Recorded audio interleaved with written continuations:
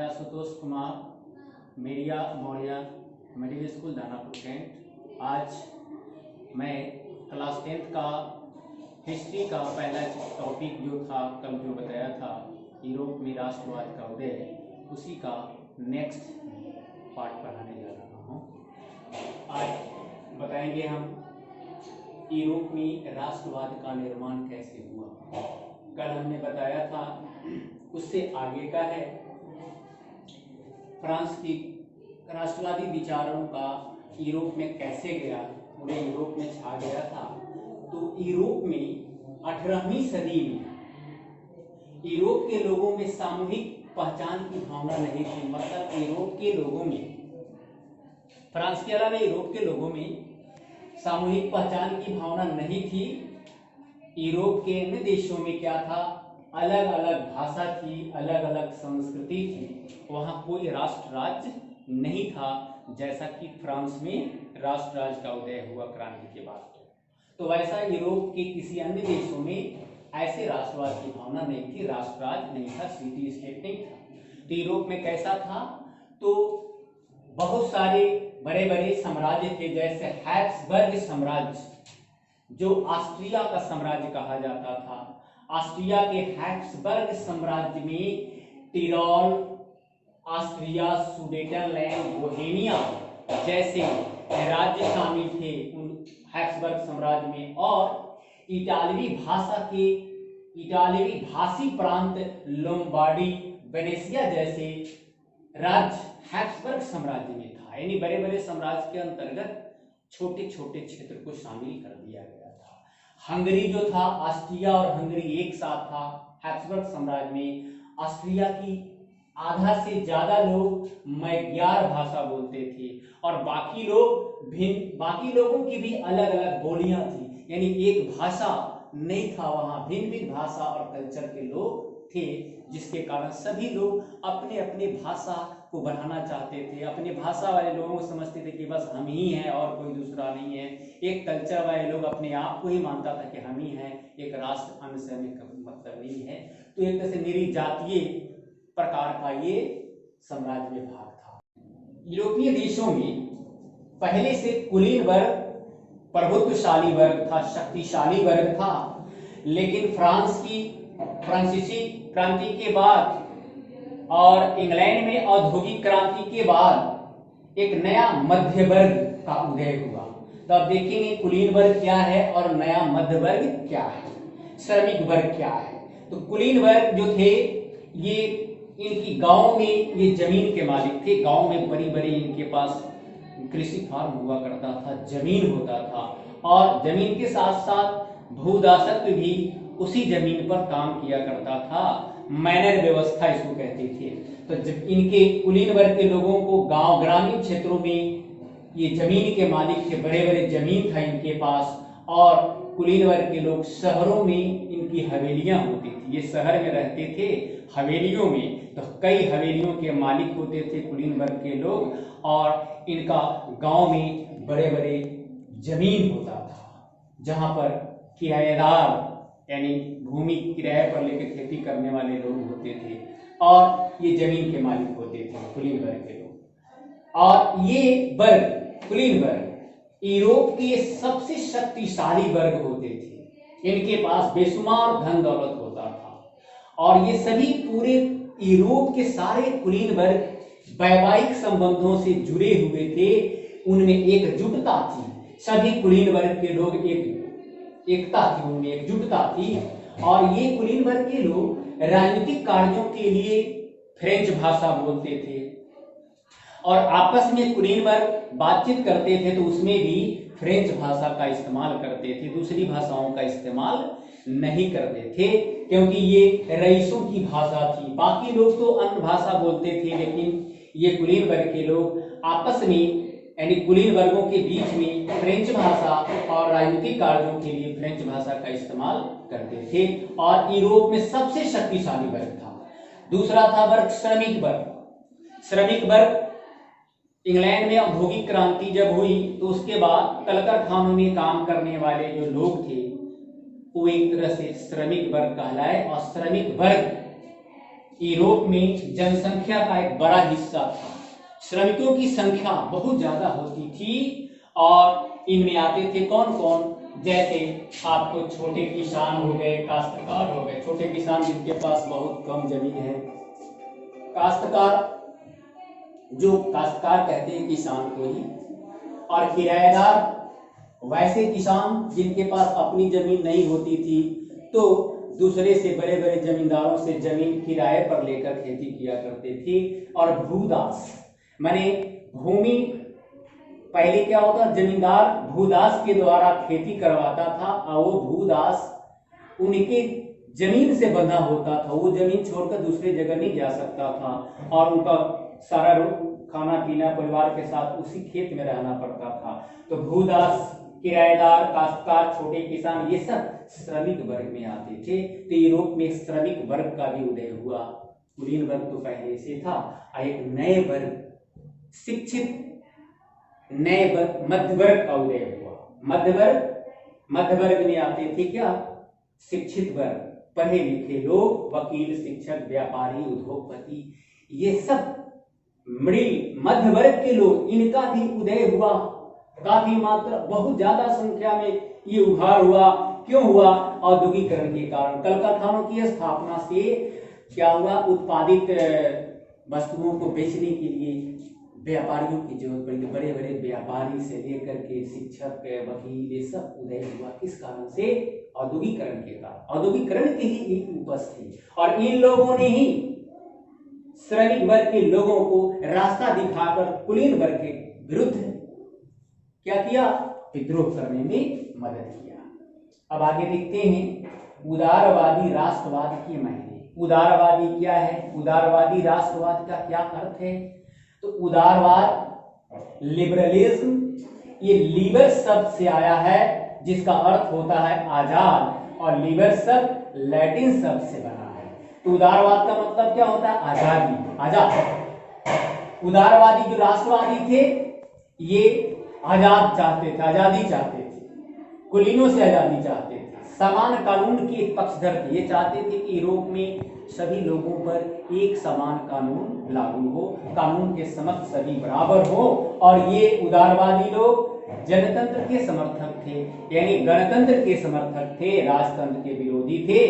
ये लोग उदार राष्ट्रवादी निरंकुश शासन और पादरी वर्ग के विशेषाधिकारों की समाप्ति चाहते थे कि कोई जनगणना अधिकार नहीं होना चाहिए, किसी को विशेष अधिकार नहीं मिलना चाहिए। निरंकुश शासन का ये विरोध करते थे, पादरी वर्ग के विशेषाधिकारों का विरोध करते थे। और ये चाहते थे क्या, उदारवादी राष्ट्रवादी, संविधान और संसदीय सरकार का समर्थक थे। ये चाहते थे कि संविधान सम्मत संसदीय सरकार बनी राजतंत्र के स्थान पर। निजी संपत्ति, ये चाहते थे कि निजी संपत्ति पर अधिकार लोगों का रहे, और बाजारों की मुक्ति चाहते थे। ये चाहते थे कि बाजार मुक्त रहे, बाजार पर सरकार का कोई नियंत्रण नहीं होना चाहिए, चीजों और पूंजी प्रवाह को नियंत्रण मुक्त करना चाहते थे ये राष्ट्रवादी। यानी लोग, व्यापारी अपनी वस्तुओं को जहां चाहे आयात निर्यात कर सकते हैं, पूंजी को जहां चाहे वो भेज सकते हैं, इस पर किसी तरह का नियंत्रण नहीं होना चाहिए। उदारवादी राष्ट्रवादी ऐसा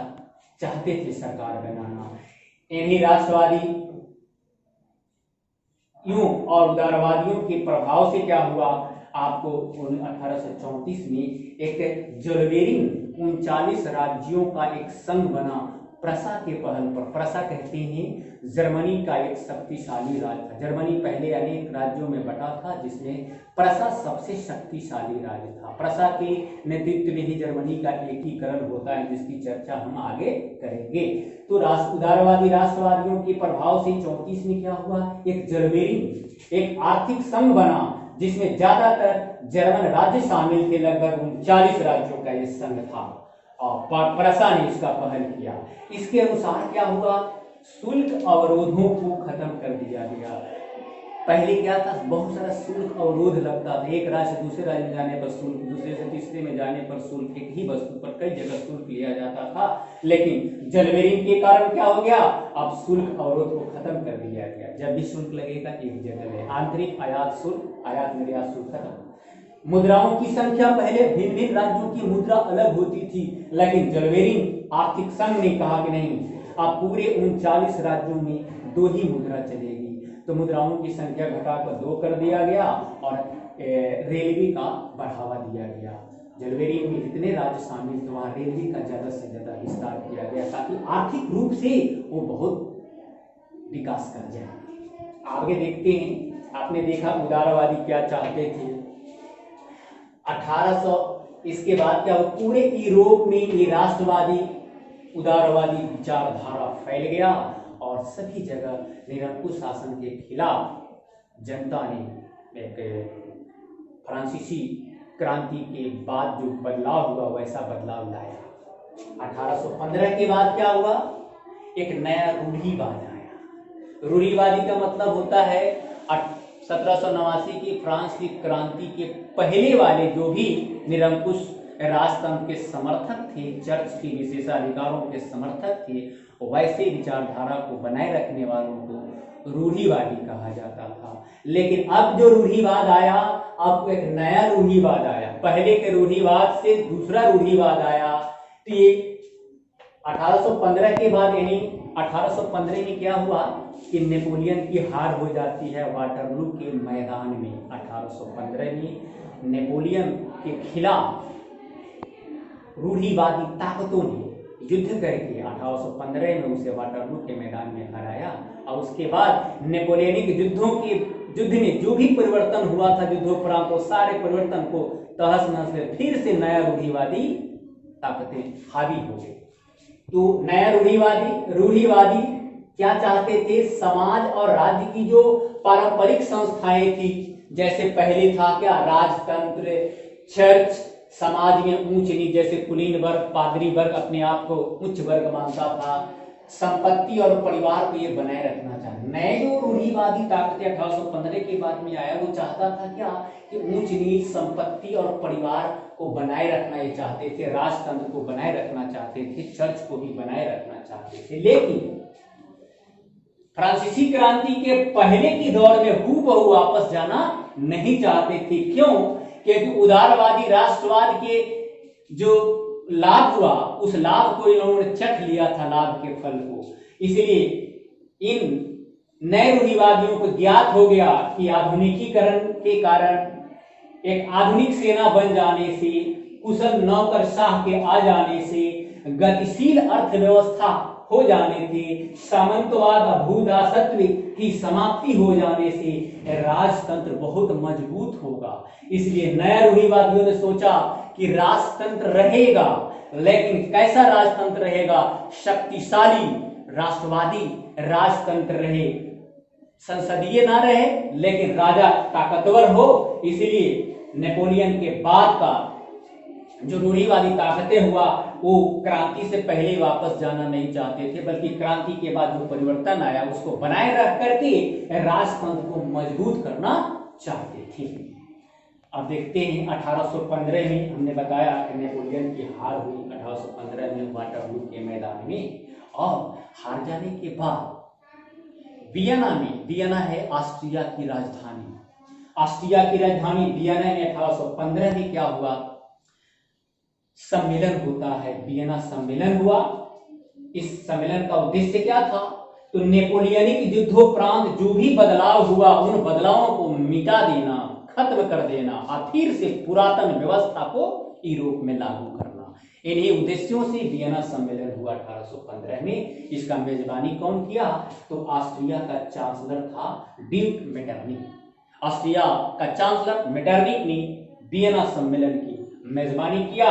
और इस सम्मेलन के बाद क्या बदलाव आया? तो फ्रांस में फिर से बुर्बो राजवंश की बहाली कर दी गई। यानी फ्रांसीसी जब क्रांति 1789 में हुई थी तो लुई 16वां बुर्बो वंश का था। उसके बाद तो बदल गया सारा चीज, नेपोलियन आ गया, उससे पहले गणतंत्र था। लेकिन 1815 की वियना सम्मेलन के बाद क्या हुआ? व्यवस्था चेंज हो गई। फ्रांस में फिर से बुर्बो राजवंश को पदस्थापित कर दिया गया और फ्रांस का राजा बनाया गया, इसको लुई फिलिप।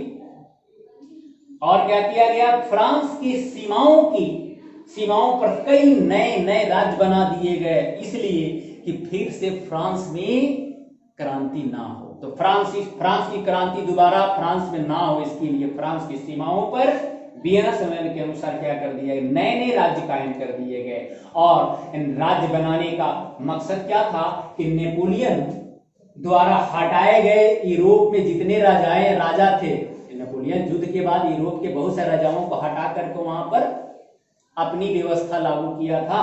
तो जो राजा हटा दिए गए थे नेपोलियन द्वारा, उन्हीं राजाओं को फ्रांस की सीमा पर नए राज्य बना करके उनको भी बहाल कर दिया गया।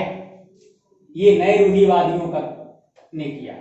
ये नए रूढ़िवादी जो थे, ये ऐसी अब जो सरकार बनी रूढ़िवादियों की, ये अपनी आलोचना को बर्दाश्त नहीं कर सकते थे। कोई भी अगर इस रूढ़िवादियों का आलोचना करता था तो उसको समाप्त कर दिया जाता था। अगर सरकार से कोई असहमति व्यक्त करता था उसको मार दिया जाता था, यानी सेंसरशिप लगा दिया। वियना सम्मेलन के बाद यूरोपीय देशों में सेंसरशिप लागू करके सरकार के खिलाफ आलोचना करना, सरकार से असहमति व्यक्त करना गैर कानूनी कर दिया गया, यानी सारा सेंसरशिप लगा दिया गया। लेकिन ध्यान दीजिए, यूरोपीय देशों के लोगों में तो उदारवादी राष्ट्रवादी का विचार भर चुका था, लेकिन फिर से रूढ़िवादी ताकतों ने उन विचारधाराओं को क्या कर दिया, मिटा दिया, समाप्त कर दिया। लेकिन क्रांतिकारी तो थे, क्रांतिकारी गुप्त रूप से अंडरग्राउंड होकर के अपना काम करते रहे। तो क्रांतिकारी उदारवादी राष्ट्रवादी तो क्रांतिकारी थे। ये तो नेपोलियन के बाद जो राष्ट्रवादी विचारधारा है उसको कोई दबा कर रख नहीं सकता था, लेकिन वियना सम्मेलन के अनुसार उन विचारधाराओं को दबा दिया गया, लेकिन अंदर ही अंदर क्रांति की बू उदारवादी राष्ट्रवादियों में आता रहा। अब ये क्रांतिकारी, ये उदारवादी थे जो राजतंत्र के विरोधी थे, पुरातन व्यवस्था का विरोधी थे, स्वतंत्रता के समर्थक थे। ये राष्ट्रवादी भी थे और उदारवादी भी थे, और ये अपने मकसद में कब कामयाब होते, जब ये क्रांति करते रहते। इसलिए क्रांतिकारियों का प्रशिक्षण देने के लिए जो राष्ट्रवादी उदारवादी थे उनको ट्रेनिंग देने के लिए और क्रांतिकारी विचारों के प्रचार के लिए इन लोगों ने क्या किया, गुप्त संगठनों का निर्माण करके गुप्त संगठनों का प्रसार किया पूरे यूरोप में। इन्हीं में से एक क्रांतिकारी था को जिउसेप्पे मैक्सिमी, जिसको मेजिनी भी कहा जाता है। 1807 में इसका जन्म हुआ था जेनेवा में। जेनेवा है स्विट्जरलैंड में 1807 में मैक्सिमी का जन्म हुआ था। और यूरोप में पहले से एक गुप्त संगठन था क्रांतिकारियों का, राष्ट्रवादियों का, उदारवादियों का। उसको कहा जाता था क्या, कार्बोनेरी। तो पहले से कार्बोनेरी एक गुप्त संगठन था अपने क्रांतिकारी विचारों को गुप्त रूप से प्रसार करने के लिए। उसी का मेंबर बन गया कौन, मैक्सिमी। अब मेंबर बन के क्रांतिकारी विचारों को फैलाया। बाद में इसने मार्सेई जगह में, मार्सेई एक जगह है, शहर है, मार्सेई में उसने यंग इटली बनाया। यंग इटली में युवा इटली, यानी इटली के सारे नौजवानों को इन्होंने गणतांत्रिक विचारों से और ओतप्रोत करके और इटली का एकीकरण करने के लिए यंग इटली बनाया।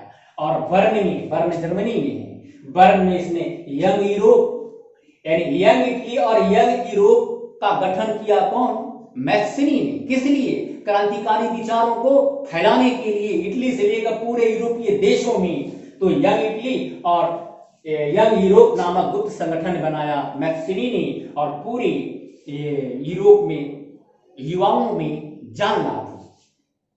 मैक्सिमी चाहता था, मैक्सिमी गणतंत्र का समर्थक था, राजतंत्र का विरोधी था। तो एक गणतंत्र के रूप में इटली का एकीकरण करना चाहता। इटली क्या था, अनेक छोटे छोटे राज्यों में बटा था, लगभग 7 राज्यों में बटा था। दक्षिणी इटली, मध्य इटली, उत्तरी इटली में बहुत सारे क्षेत्र थे। इनमें एकता नहीं थी, सभी अपने अपने भाषा और राष्ट्रवाद, अपने अपने भाषा कल्चर को बनाए हुए थे। इसको एक करना चाहते थे कौन, मैक्सिमी। और ये चाहते थे क्या, एक गणतंत्र के रूप में इटली का एकीकरण किया जाए, राजतंत्र के रूप में नहीं। अब यहाँ के बाद मैं आगे नेक्स्ट वीडियो में बताऊंगा इसके बाद का शेष भाग। चलिए लाइक करें, अच्छा लगे, पढ़ें, बार बार पढ़ें, बार बार सुनें, और जो भी प्रॉब्लम हो आप कमेंट बॉक्स में भेजें।